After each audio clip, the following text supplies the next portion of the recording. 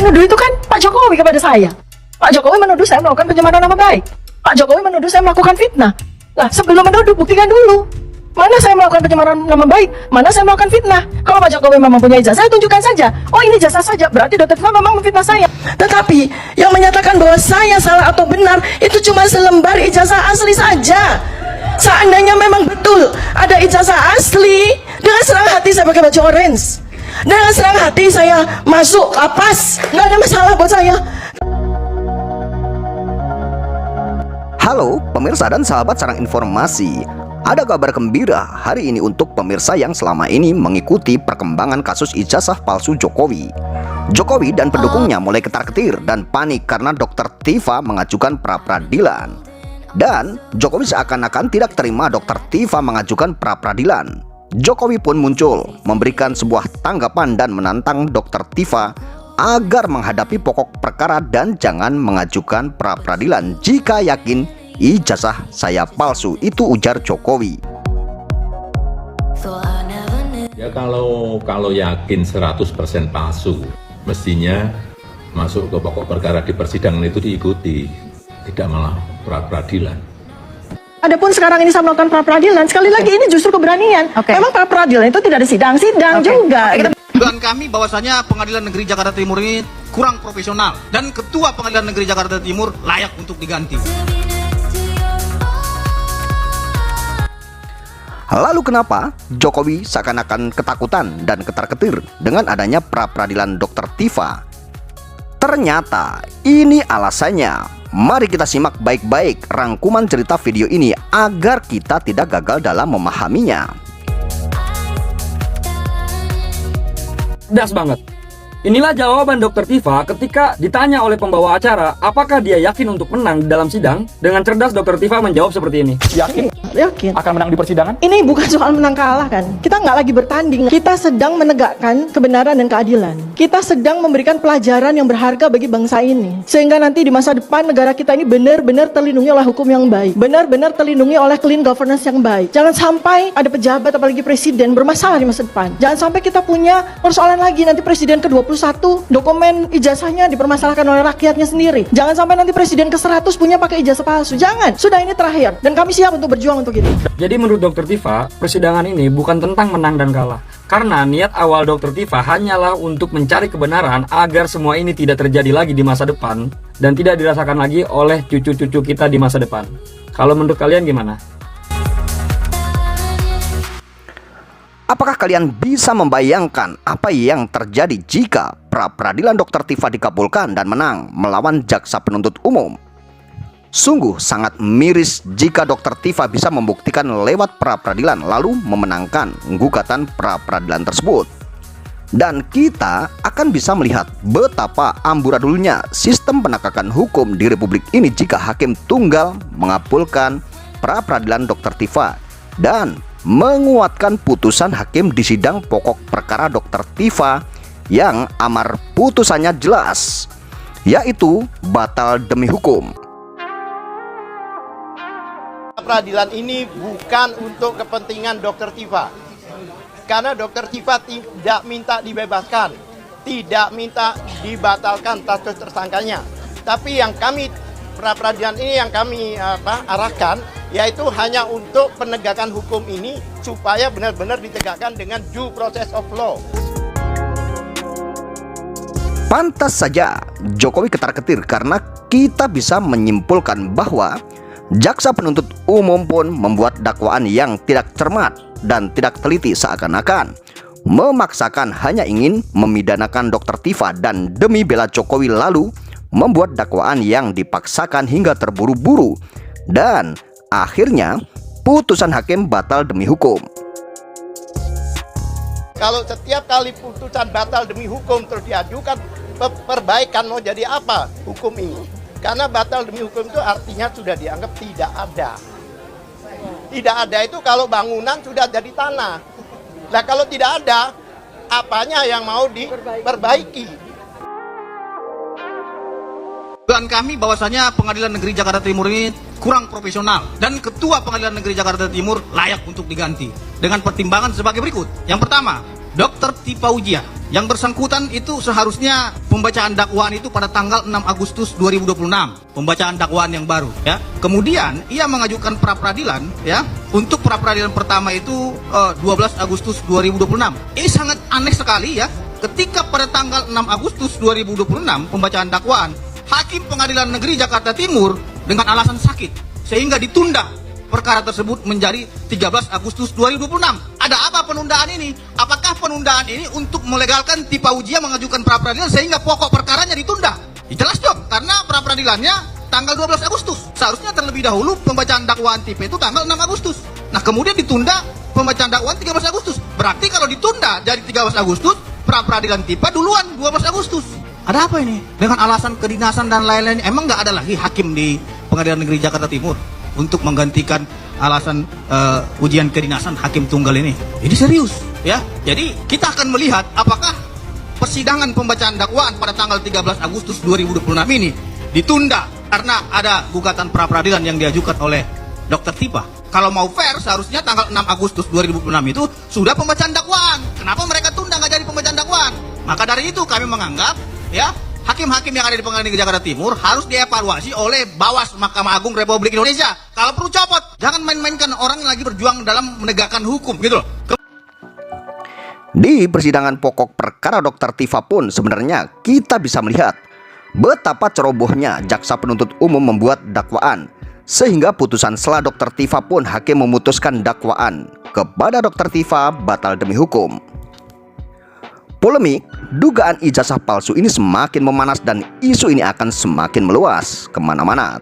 Tidak berkesudahan hanya gara-gara selembar kertas ijazah yang seharusnya sangat mudah untuk dibuktikan sah atau tidaknya, akan tetapi justru malah berimplikasi terhadap anak bangsa yang harus menghadapi risiko pemidanaan gara-gara menanyakan tentang asli atau palsunya dokumen mantan pemimpin dan hanya karena ingin tahu sah atau tidaknya ijazah yang digunakan untuk mendaftarkan diri sebagai pejabat publik. Menuduh itu kan Pak Jokowi kepada saya. Pak Jokowi menuduh saya melakukan pencemaran nama baik. Pak Jokowi menuduh saya melakukan fitnah. Lah, sebelum menuduh buktikan dulu. Mana saya melakukan pencemaran nama baik, mana saya melakukan fitnah. Kan begitu. Dengan apa? Kan gampang sekali. Kalau Pak Jokowi memang punya ijazah, saya tunjukkan saja. Oh, ini ijazah saja, berarti Dr. Tifa memang memfitnah saya.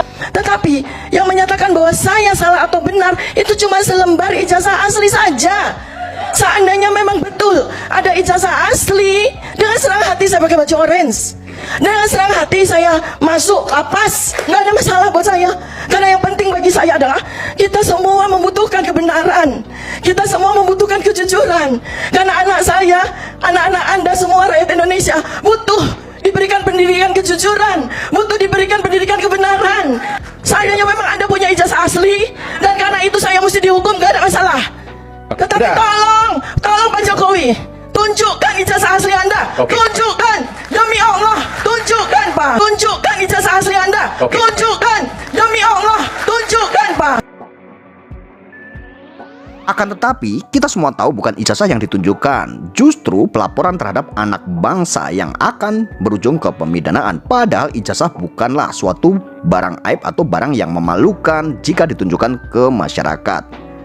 Akan tetapi jika barang tersebut adalah barang yang asli atau barang yang tidak bermasalah, tentunya akan berani menunjukkan ke masyarakat. Mau mempersoalkan ijazah, ini kan produk administrasi, mestinya di pengadilan tun. Nah, jadi bukan mempersoalkan orang, tapi mempersoalkan ijazah. Itu lebih tepat dibanding dengan yang baris krim. Kalau baris krim itu melebar masalahnya.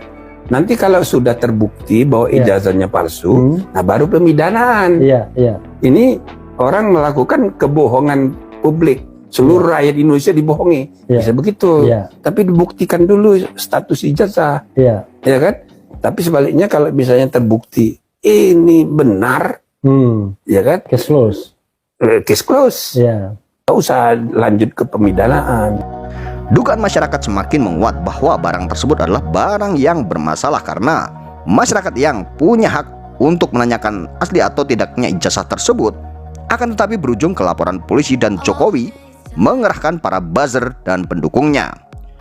Tentunya itu akan menguras segalanya, yang tentunya tidak sedikit biaya yang harus dikeluarkan oleh Jokowi untuk membayar banyak pengacara hanya untuk mempertahankan selembar ijazah. Padahal ijazah tersebut katanya asli.